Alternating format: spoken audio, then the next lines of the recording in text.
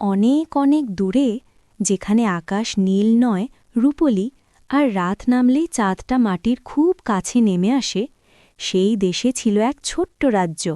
রাজ্যের নাম চন্দ্রপুর।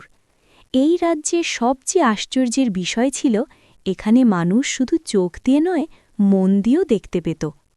চন্দ্রপুরের পাশে ছিল এক রহস্যময় পাহাড়, চাঁদের পাহাড়।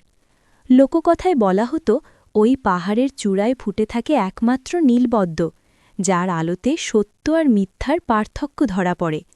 কিন্তু সেই পাহাড়ে কেউ গেলে আর ফিরে আসেনি, এই ভয়েই কেউ আর সাহস করত না। এই রাজ্যেই থাকত এক গরিব কাঠুরে আর তার মেয়ে ইরা। ইরা ছিল খুব সাধারণ মেয়ে, কিন্তু তার চোখে ছিল অদ্ভুত এক শান্ত আলো। সে পশু পাখির কষ্ট বুঝতে পারত, গাছের কান্না শুনতে পেত। মা ছোটবেলাতেই মারা গিয়েছিল, তাই বাবাই ছিল তার পুরো পৃথিবী। একদিন রাজ্যে হঠাৎ অদ্ভুত ঘটনা ঘটতে শুরু করল।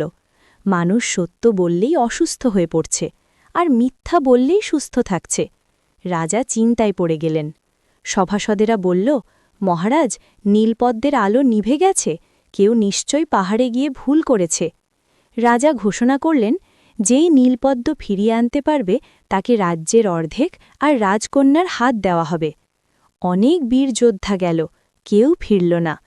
এই খবর শুনে ইরার বাবা অসুস্থ হয়ে পড়ল। সে ফিসফিস করে বলল, ইরা, নীলপদ্ম না এলে এই রাজ্য শেষ। সেই রাতেই ইরা সিদ্ধান্ত নিল। সে বাবার কপালে চুমু দিয়ে একটা ছোট্ট থলে নিয়ে রওনা দিল চাঁদের পাহাড়ের পথে। পাহাড়ের শুরুতেই সে পেল এক আহত হরিণ। সবাই হলে পাশ কাটিয়ে যেত, কিন্তু ইরা তার ক্ষত বেঁধে দিল।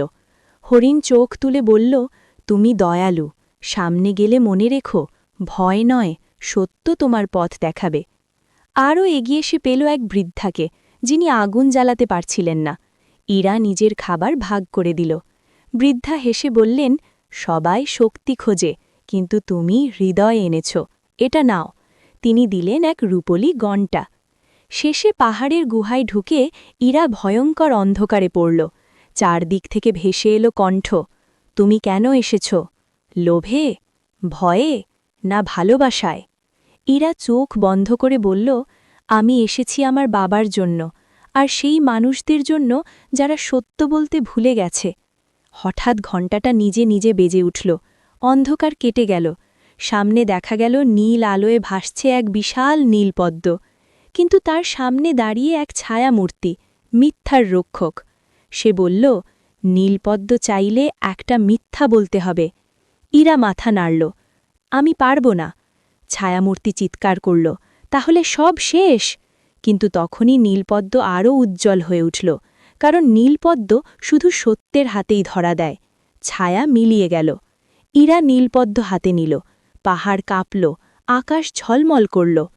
রাজ্যে ফিরে ইরা নীলপদ্ম রাজাকে দিল। রাজ্য আবার সুস্থ হল। রাজা বললেন, চাও যা খুশি। ইরা হাসল, আমার বাবার চিকিৎসা হোক, আর এই নীলপদ্ম রাজপ্রাসাদে নয়, রাজ্যের মাঝে থাকুক, যাতে সবাই সত্য দেখতে শেখে। রাজা লজ্জায় মাথা নত করলেন। সেই থেকে চন্দ্রপুরে বলা হয়, যে সত্যের পথ ধরে চলে সে কখনো একা নয়। আর চাঁদের পাহাড়ে আজও রাতে নীল আলো জ্বলে। যদি মন পরিষ্কার হয়, তবেই তা দেখা যায়। শেষ।